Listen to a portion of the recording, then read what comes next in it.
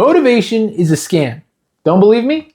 How many times have you watched a motivational video, felt pumped to change your life, only to wake up the next morning, hit snooze 5 times, and fall right back into old habits? Then you feel guilty, watch another motivational video, and the cycle continues. But what if I told you there's a better way? Stay tuned because I'm about to show you why personal development, not motivation, is what actually changes your life. If this video helps you, make sure to like, subscribe, and turn on that notification bell to never miss an upload. Also, stick around until the end of the video because I'm going to show you a way to get instantly better and start your personal journey right now.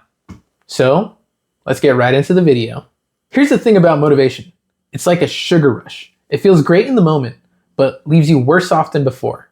And I used to get caught in that trap too. I'd watch motivational videos early in the morning to help me feel energized, ready to conquer the day, and then I'd feel like I need another motivational boost to help me do anything later in the afternoon. This dependency on motivational videos or motivation in general is the first sign that you're stuck in what I like to call the motivation trap. Motivation is based off of feelings, and feelings can be unreliable. Think about it. How many times have you felt motivated to start a diet Sunday night only to cave in by Monday afternoon? That's because feelings can change faster than the weather. When you depend on motivation, it's like you're building your future on quicksand. One day you're up, next day you're down. It's like trying to build a house on a foundation that keeps shifting. The real problem isn't lack of motivation, it's depending on motivation in the first place. It's like saying you need to feel excited to brush your teeth every morning, when in reality, you don't. You just do it because it's part of your system. Here's where everything changes. Instead of chasing motivation, let me show you what real personal development actually is.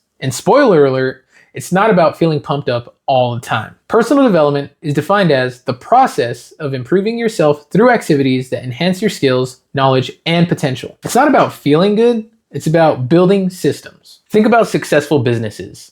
They don't rely on their employees feeling motivated, they create systems that work regardless of feelings. The system doesn't have to come from a business, it could even be your friends and family. Having friends and family help you shape your habits is extremely helpful, especially when you're trying to make yourself better.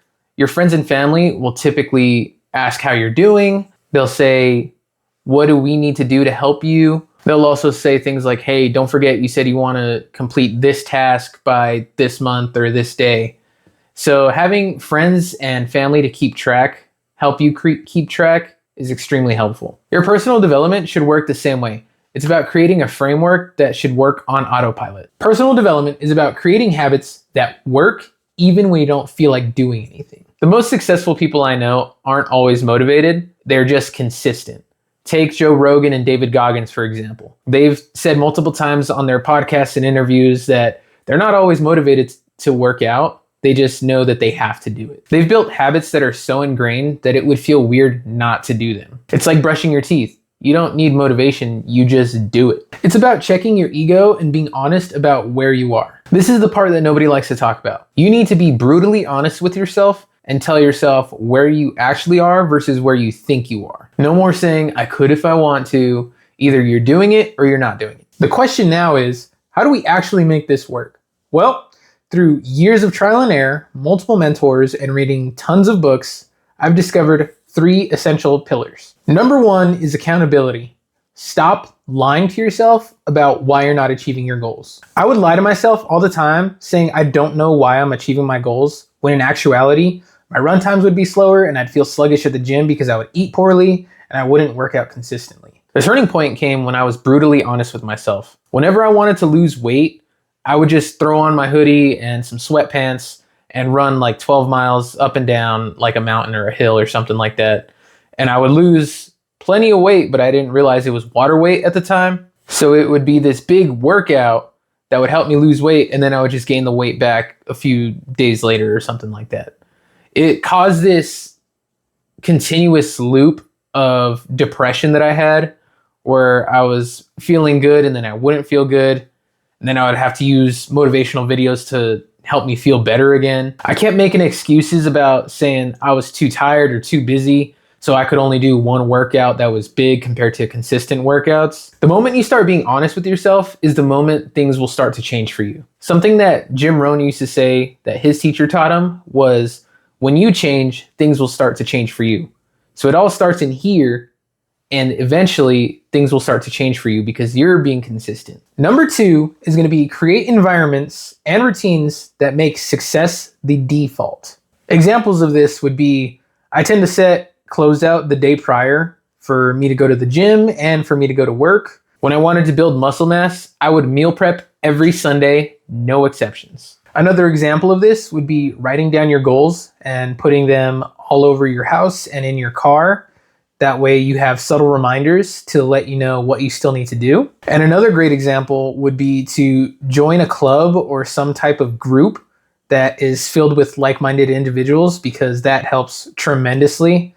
So say you want to get better at martial arts, you join jiu-jitsu or karate. If you want to get better at reading, you join a reading club or a book club. When you join an environment of like-minded individuals, what it does is helps you and makes you want to get better, but it also helps you help others to get better as well. Each of these systems removes decision-making from the equation. The third pillar is going to be consistency. This is where most people fail because they try to do too much too soon. Small actions done regularly beat huge actions done occasionally. You won't get better at anything without throwing yourself into the fire. You're not going to learn a new language or get better at the gym if you're not going or talking to people in that same language. A 20-minute workout you do every day definitely beats a 3-hour workout you do each month. Small wins compound over time. This is all good advice, but how do you start? Now for the actual useful part, how to implement this into your life. Start with a brutal self-audit.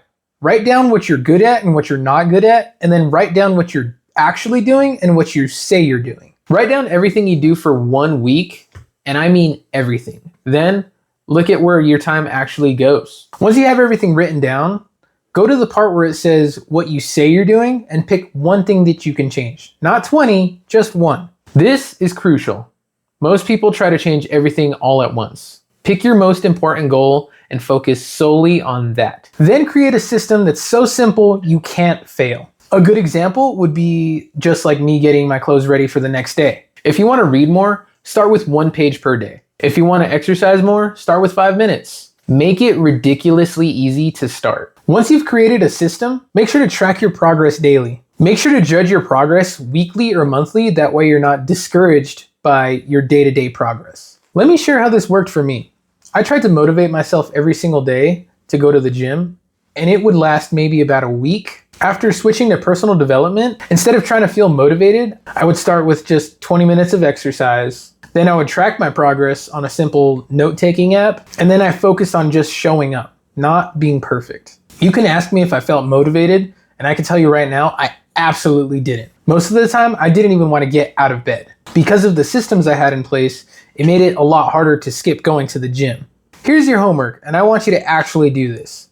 Pick one habit you want to build. Make it ridiculously small, then create a system that helps support it. Put your running shoes by your bed and your journal out the night before.